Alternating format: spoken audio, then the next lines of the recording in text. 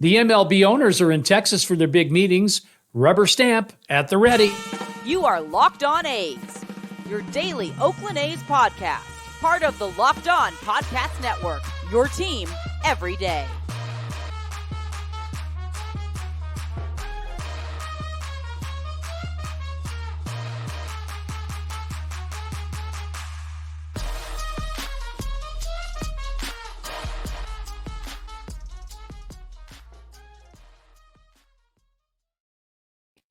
Hey, welcome back. It's another episode of Locked On A's. I'm Wayne Coy, your host, here to talk about all things athletics and, of course, part of the Locked On Podcast Network.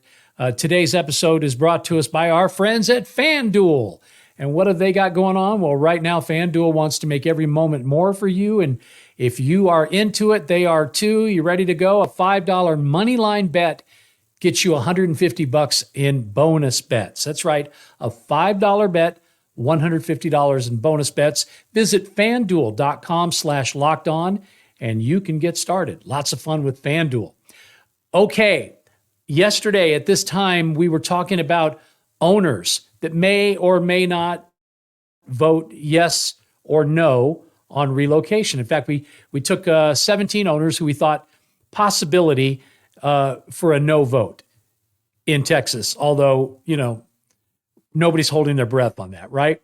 Well, we went through these owners kind of one by one, letting you know who they were, what they're all about, what their net worth is, political affiliation, why they should potentially vote no on the A's moving to Las Vegas. And one of the owners we talked about was this guy right here, Peter Seidler, owner of the San Diego Padres, and according to most, one of the best owners in the game.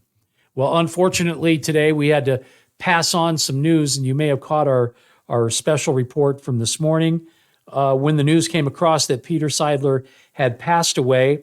Eric Grupner, Padres CEO, said in a news release, "Today our love and prayers encircle Peter's family as they grieve the loss of an extraordinary husband, father, son, brother, uncle, and friend. Peter Seidler was 63, and he will be missed."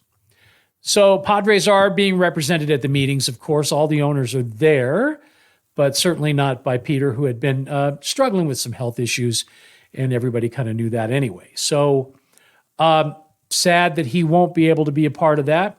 The other owners are there, including John Fisher, who had a little get-together with some fans, people that you know if you've been listening to our podcast here. These are two of the three have been on the show just within the last week, and one of them not so long ago. We'll talk about all three of them and how it all went in our second segment today. But right now, we just want to talk about the owners and this whole idea of a vote and whether or not it's going to go through. Earlier today, there was a news story that came out, and it was on courtesy of The Athletic and their reporter, Evan Drellich. Now, you might remember Evan. He was the one who broke the whole Astros cheating story back to 2017 during the World Series with the beating on the garbage cans, all of that.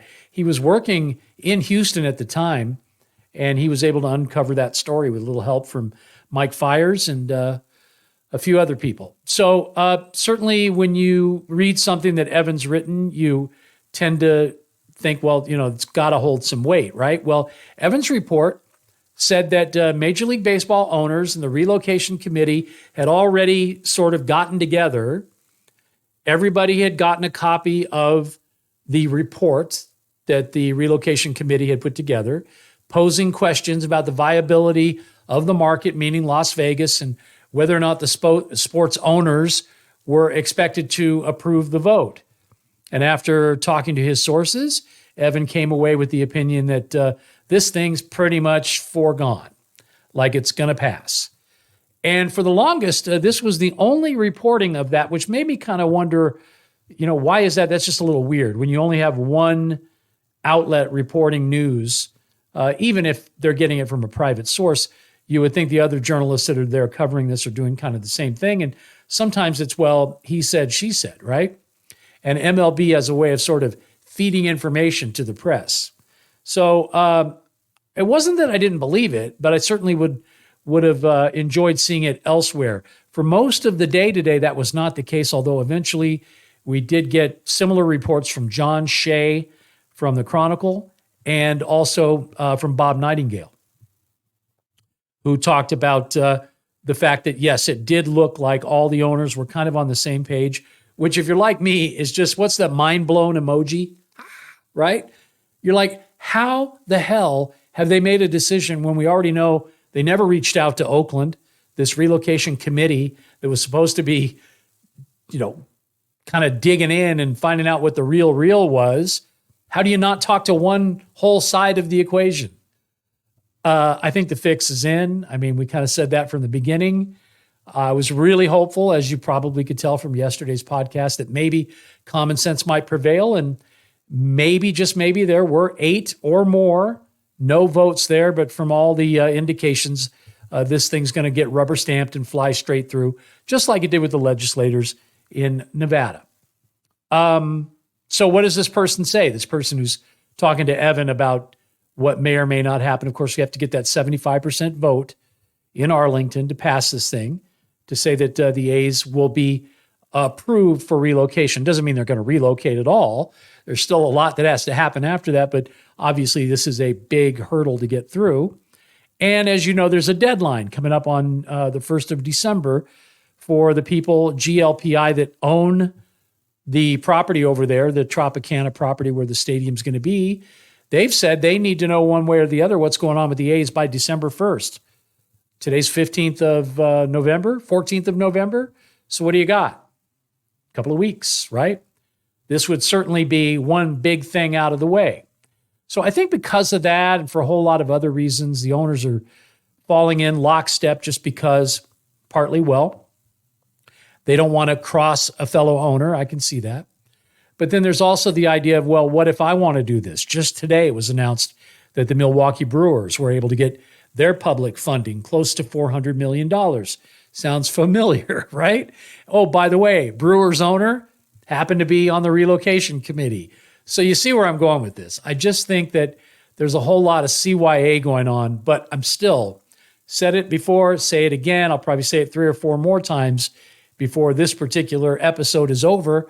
How the hell do you come to any kind of conclusion when you haven't even gotten a report yet? When you haven't seen renderings, although I understand they're out there, so maybe they have seen them in the last day or so, but you just haven't had time to really vet anything. So the idea that this was a fair and equitable process where everything was taken into consideration and common sense was applied and business tactics were applied and business equations were applied and all of the stuff that you would think a fraternity of businessmen, billionaire businessmen, would certainly insist upon in their own companies. So why wouldn't they want it in Major League Baseball? Certainly each of the teams, I'm sure, have thorough processes that they go through. They don't just hire people on a whim. They interview them, sometimes multiple times, and they shake the trees to make sure everything's okay. And then they present an offer, and then there's some negotiation. The whole process, none of it has happened. This has just been hey, we're going to get together. We've got to have a decision by December 1st so that the A's can do what they need to do by January, because that's when the whole CBA thing with the profit sharing, or revenue sharing, comes up. So everything has been, don't worry about it, we'll get it later. Don't worry about it, we'll look at that at some point down the road. If I were in the lobby of the hotel right now where these owners are, like some other people, these friends of ours that I told you we're gonna catch up on, I don't know if I could have kept my mouth shut watching owner after owner stream into this thing thinking, well, how long till my tea time? Is this over yet? For that matter, you could have done it, I guess, over a Zoom call, over a phone call. Who knows? They might still. But anyway, Evan's story says they're going to meet Thursday, that Commissioner Manfred's going to make the announcement. We're not going to hear from the owners individually. We're not going to maybe even know what the vote outcome was in terms of numbers. I don't know if they'll tell you if anybody dissented or there were no votes. I mean, I was hopeful that this thing was going to be like legit, but it's looking more and more like it's not going to be. So I think all we're going to get is a typical Manfred at the podium, nobody able to ask him questions. Here's what happened, blah, blah, blah. Have a nice day, drive safely. We'll see you next time, kids. Major League Baseball is all about gambling now, as you know. They've gone from, being completely persona non grata as it relates to anything to do with gambling for forever. And then about 10 years, all of that changed. And, that's society to a great degree. I'll admit I like to play every now and again. FanDuel are our friends, okay? So I understand that. So there's money to be made from the gaming side of things. And I think that's the Vegas play. My contention has been, great, okay, fine, you got to go to Vegas. You see some gambling money there. You want the gaming industry behind you. Major League Baseball wants a little piece of that pie because they see what the NBA is doing, what the NFL is definitely doing. So, it's like the gold rush, right? Let's get to Vegas. That's where it's all happening. Understand? But there's a lot of layers in this onion. Okay, so first of all, is it best to relocate a team like the Oakland A's, who've got 55 years in their market, a rabid fan base that is about as loyal as you can get? Has dealt with about as much dysfunction as anybody possibly could. Do you just rip them out of where they are so you can fill that hole that you need to fill, which is to get to Las Vegas because, damn it, everybody else is getting there? Or do you maybe step back and go, would make more sense and certainly be a bigger financial windfall for us all since we're going to expand, and looks like Nashville is going to be one of those teams. So that takes care of the sort of South and East. So we need a team on the West Coast, Vegas. All right. It's not a hard conversation. I get it. And then you give Las Vegans a chance to do with their baseball team what they've done with their hockey team, which is adopt them as their own. Vegas born. That's the marketing slogan used by the Golden Knights. And you can already tell the affinity for that team, even for the Aces, who came here from another market, but they changed their name, had a whole new identity. So it's kind of a different deal. The only parallel really would be, and it's not even a fair comparison, would be the Raiders, right? Well, of course, they came from Oakland, just like the A's would be. Difference is, and this has been talked about, football is 8 or 9 home games a year, right? So that's all you have to really worry about. And as the last couple of seasons have borne out, about half of Allegiant Stadium on a weekly basis has been filled up by fans of the opposing team, sometimes even more. I was at that Chiefs game, and I'm telling you, there were more Chiefs fans there than Raider fans, which is ridiculous. But with the way the Raiders are playing now, things seem to be on the uptick. So I could see that being more of a 60-40 thing. But again, it's apples and oranges. Baseball is 81 home games a year. It's a whole nother thing. You're talking about a 30,000, now 33,000 seat facility on a 9-acre plot of land. Originally talked about a retractable roof. Now it's looking more and more like it would have to be a dome. I think we're going to probably see renderings like any second if the A's, are true to form. Wait to the last minute, which we certainly are doing now. 2 days left of the owners' meetings. I think as soon as the vote's made official, or maybe even before, to whet the appetite, we'll see that. That way you get the headline cycle a couple times. I mean, it's a good time to be doing a podcast about the Oakland A's. Certainly plenty to talk about that has nothing to do with anything on the field. We'll get to all of that later, right? But you got this 9-acre plot of land. You got looks like a domed stadium rather than retractable roof. There is no land ownership for the A's. They are strictly tenants, rents being basically waived. They don't have to pay rent. They're responsible for all the expenses. And that's kind of how the whole thing would shake down. So why not, if you're going to be moving a team into Las Vegas, make it a team that can have a fresh start? So that means an expansion team, first and foremost. And if you're not going to do that, and if it absolutely positively has to be relocation for the Oakland A's, then do the right thing, which are words you're going to hear again in just a little bit, because they have something to do with something that happened today. But you do the right thing. You say to the owners of the A's, you say to John Fisher and the team over there, look, we're going to go ahead and grant you the relocation. We're going to let you go. We're not going to charge you a relocation fee. You're welcome. The only caveat is when you get to Las Vegas, you're going to be playing there with a new identity.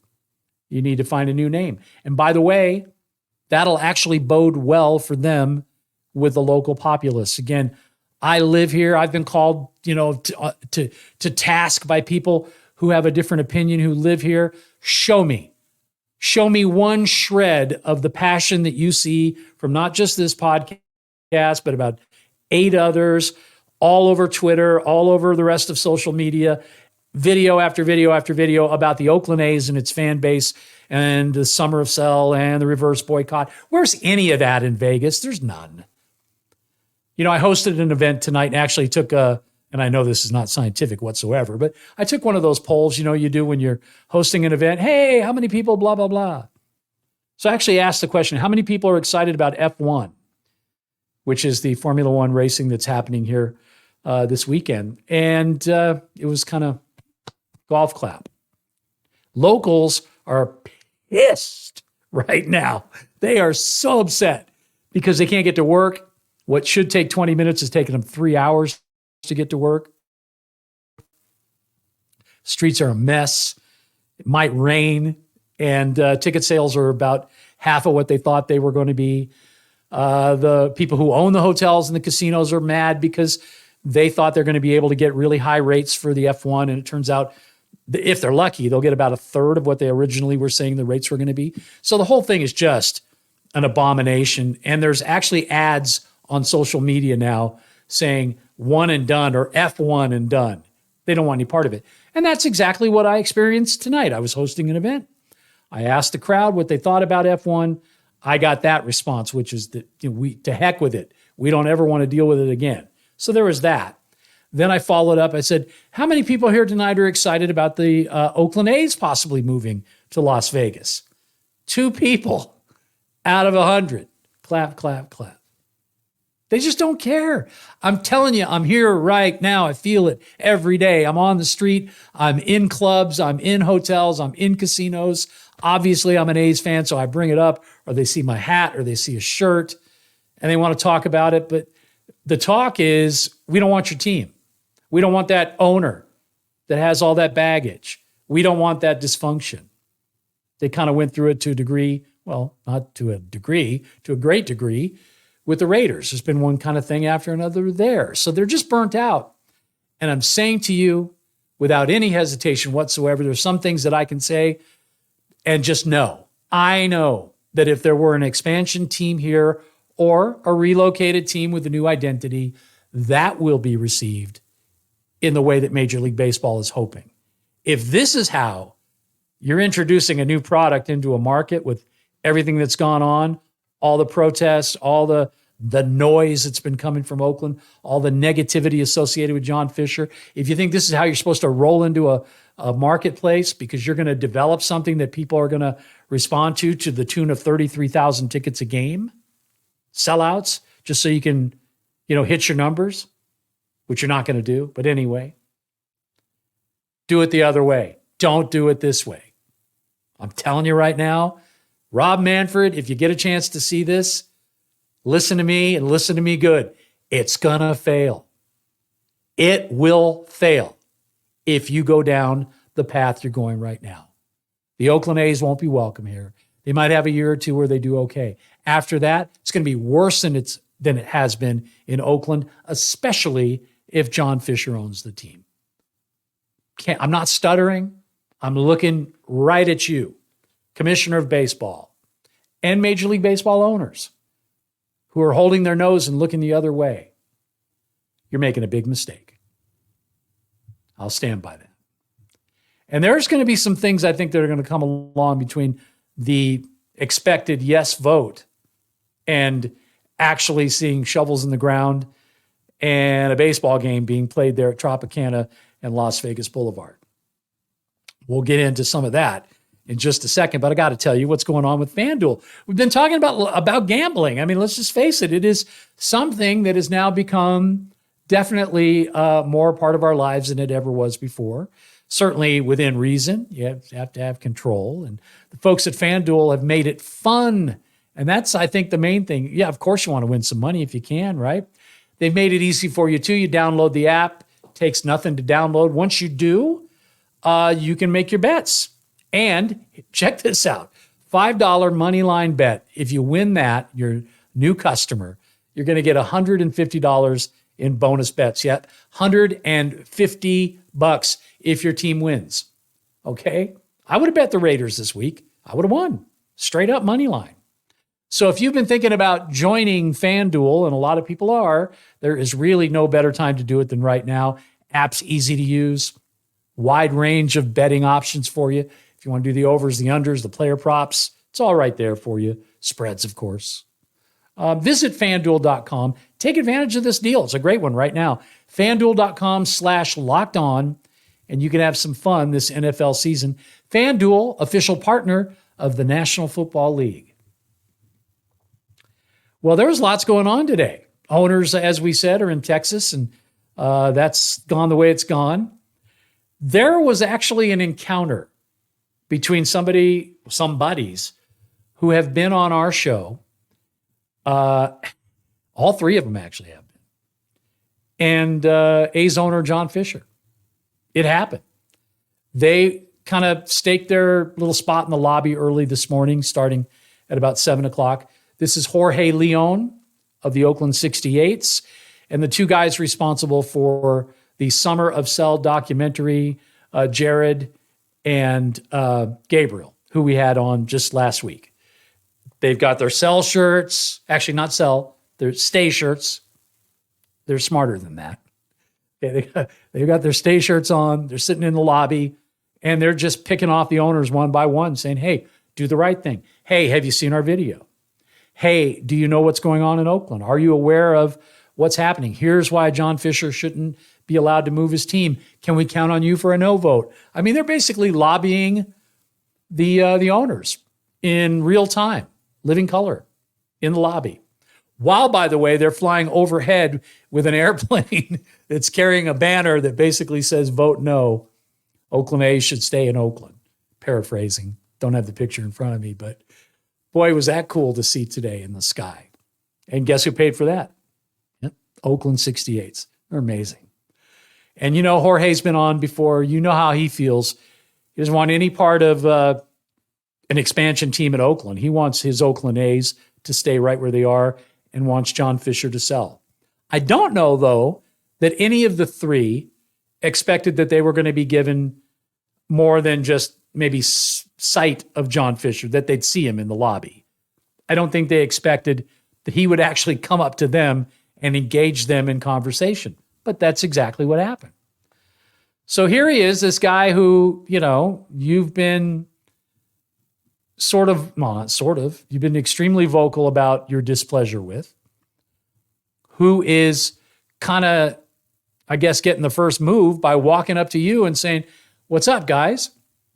Well, actually, he didn't say, what's up, guys? He just introduced himself, shook their hands, said he understood what was going on with them and appreciated their passion, right? And then when they started to ask him some more questions, he didn't really have a lot to say. He did say that it's been harder on him than it has been on the fans. That's a quote. That's not going to sit well. In fact, I can tell you already it's not. Social media is pretty fired up about that. So he did say that. And then when he was asked about, well, can I ask you another question? He said, well, can I ask you one question? He said, well, it's never one, and I got to go. So away he went for dinner, apparently with his security. I guess he's got security detail. Anyway, went to have dinner, and then who would have thunk it? Later this evening, another encounter of the John Fisher kind for our three stalwarts that are living in the lobby basically at this point.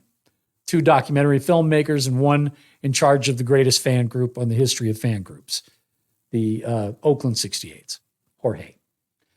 So they get a chance to engage John again, but this time a little bit further away. And Jorge says to Mr. Fisher, do the right thing. Mr. Fisher, do the right thing. I think he said that to him like 3 times, once in the earlier meeting and then like twice in the later one.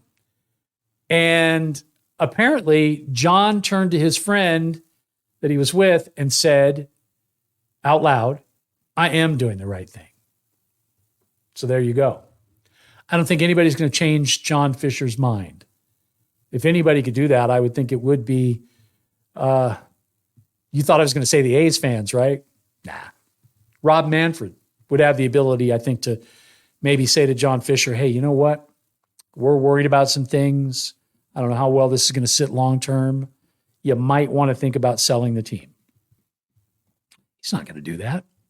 The other person might be Joe Lacob, owner of the Warriors, who's got this standing offer that he said, I'd love to buy the team, keep them in Oakland, but you can't buy what's not for sale. And that's true. So that's where it's all at. Apparently, we're going to get the vote on Thursday. I'm not sure what tomorrow will bring. Did read that the guys are going to come home early, like before the vote, not the owners. Our three friends in the lobby. So I guess at that point, if they decide to just call it a day, that kind of tells you that they're pretty resigned to the whole thing being done. But we'll have to wait and see. Wouldn't it be great if everything we talked about yesterday actually came true? A big old dose of hopium there, huh? But yeah, I mean, it's common sense. It's like using your freaking brain. You're supposed to be this smart, rich businessman.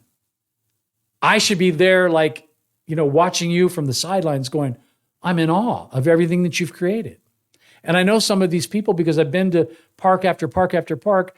They run great businesses on their own. But as a collective unit, it's like Dumb and Dumber. It just is. Common sense says the team stays in Oakland where they should be. There's a deal there. There really is. Close to $1 billion now in infrastructure and support that's either there or it's on the way already.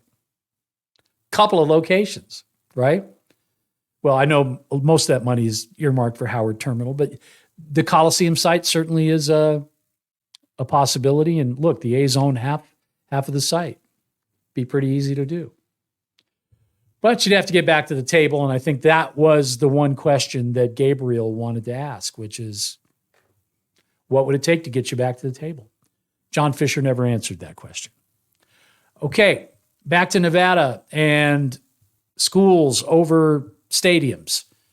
That PAC, that petition to get a referendum for the ballot. Of course, they need the signatures, but they want to get on the ballot in November of 2024. And the reason for being on the ballot is to take this whole $380 million that the legislators have given to the A's for their stadium and put it on the ballot so that the people of Nevada can decide the fate of that money.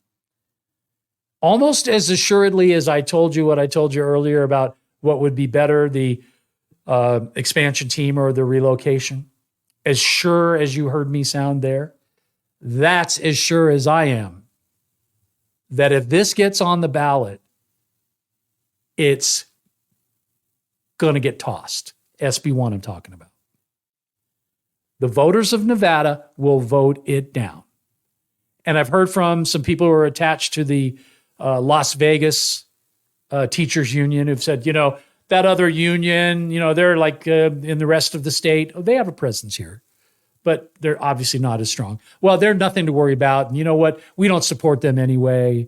This has nothing to do with the unions. I mean, it does, because you need that at the front. You need that inertia to say that a union group has gotten together, teachers. I mean, that paints a mental picture, right? And they have a cause, and they're very serious about their cause. In fact, we're supposed to talk today to Alexander from Schools Over Stadiums, Alexander Marks, but I think he's going to be on with us actually tomorrow. Then he's heading to a conference because that's what educators do.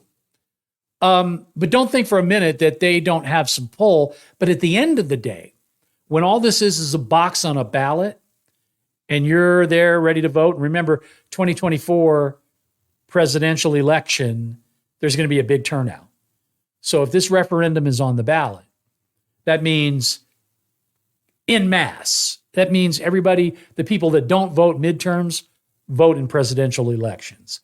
They're not going to get into the nitty gritty. They're not going to get into the politics. They're not going to be like we are, following this story every single step of the way. They're just going to say, close to $400 million. What do you think? Should we be giving it to a billionaire to build a stadium for a baseball team? Or should we, in this state where education blows, should we be making sure that that money, or at least some of it, can be put back to use for education purposes? Because there was legislation that never even got heard when SB1, got pushed through. And I think that's been the point all along. All I'm saying is those folks, John Q. Public, Joe and Jane Lunchpail, just regular old folk like you and I, they're just going to look at that ballot and say, do I want the money to go to the kids or to the billionaire? Teachers or the rich guy? I already know.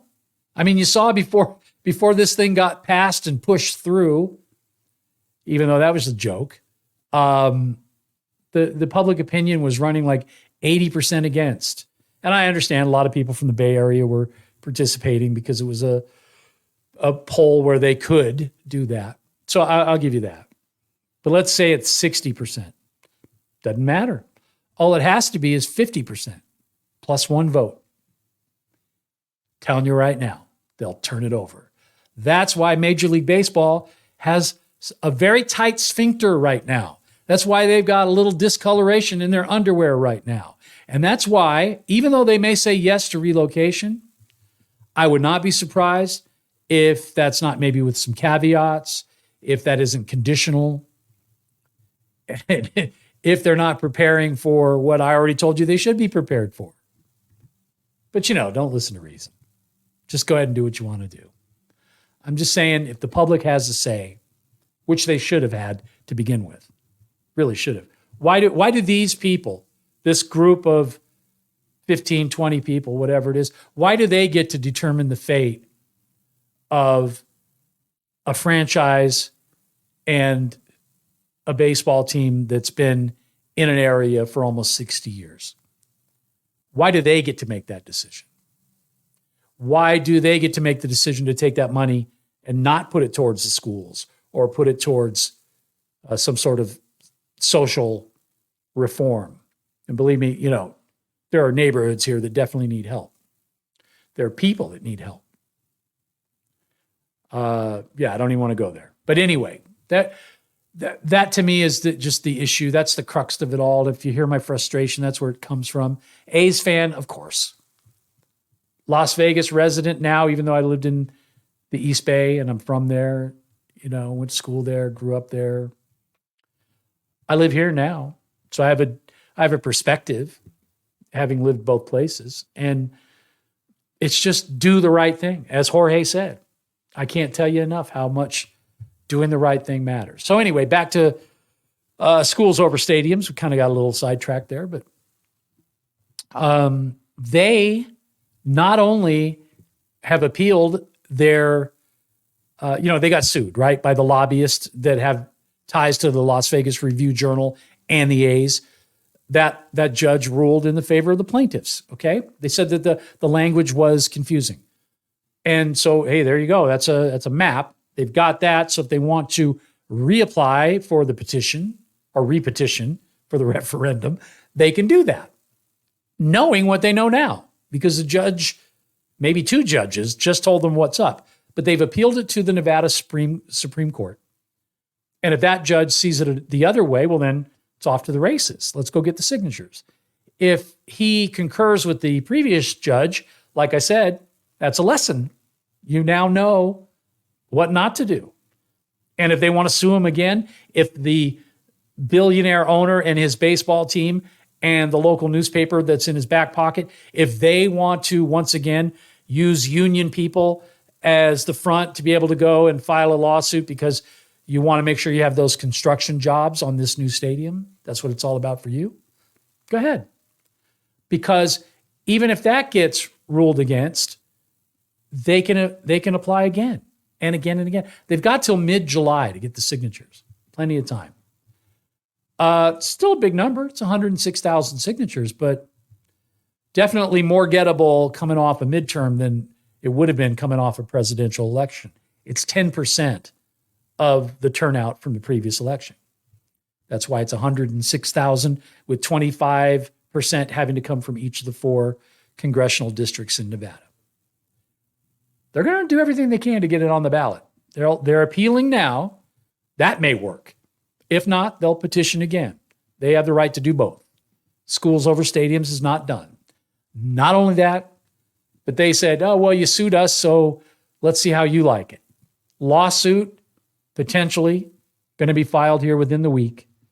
According to the people from Schools Over Stadiums, they say there is a bunch of problems with SB 1, with the way that was passed, that there are constitutional issues that weren't met, constitutional rules, regulations that weren't met, guidelines that have been set down that weren't met, specifically to do with supermajority, which they didn't have in either of the 2 boards that bodies that voted. So if that happens, well, then that's a whole nother deal. And we've already heard from Rob Manfred that if indeed this thing turns into something, that could be concerning. So keep all of that in mind. Major League Baseball owners, if you just got out of the jacuzzi and you're hanging out in your room and decided to do a little surfing and you somehow came across this video, take everything I said to heart. Not just saying it to hear the sound of my own voice. There is fact in there, deep fact embedded in everything that we presented here today. And again, doing the right thing. What Jorge said. Yeah, what he said. I wasn't sure how today's podcast was going to end up, but that's it. Unfortunately, like I said, we lost one of the best owners in Major League Baseball. We're sad about that. Happy that the owners are getting together, hopefully with their head on straight. We'll see what happens with the relocation vote. And then with everything else that transpires after that, thank you for making us your first listen every day. We appreciate that. And we'll be back here again with another episode for you tomorrow. We do it every day. It's Locked On A's. And until we get together again, I'm Wayne Coy, and you keep on swinging.